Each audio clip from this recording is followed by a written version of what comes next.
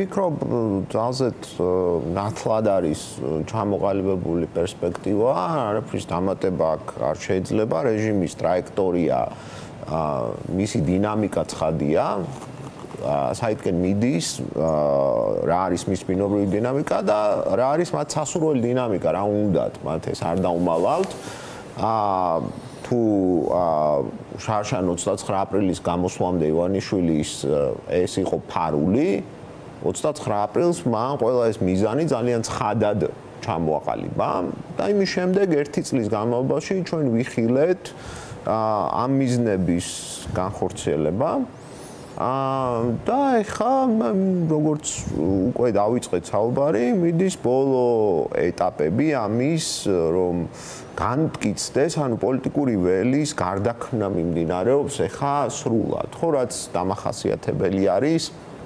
აი ეგრეთ წოდებული ჰეგემონური ავტორიტარული რეჟიმებისთვის, სადაც ხო რეჟიმის პოლიტიკური ელიტების ჰეგემონია არის გარანტირებული, არსებობს რაღაც ფასადური მრავალფეროვნება, ოღონდ ძალიან მკაცრ ჩარჩოებში,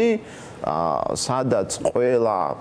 იმ სუბიექტს, რომელიც აი მრავალფეროვნების ფასადს ქმნის,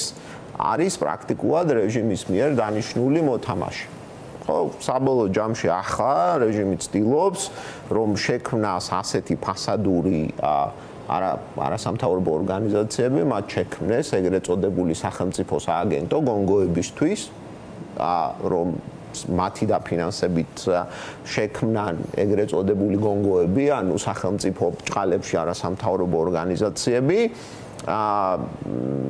თქვენს ნაცვლად მათ ყავთ სამაუწყებლო მედია, ასევე რაღაც მრავალფეროვნება ვითომ კერძო ტელევიზიების და თუ დახურავენ და დაიხურებით დაგხურავენ თქვენ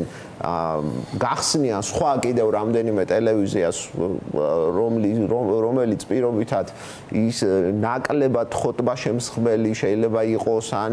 უფრო მეტად გასართობი, ასე ვთქვათ, შინაარსი გქონდეს და ასე შემდეგ, რომ უფრო მეტი მრავალფეროვნების, რაღაც მედია მრავალფეროვნების ფასადი შექმნას, ეს შინაარსობრივად არაფერს არ შეცვლის, ხო, საბოლოო ჯამში.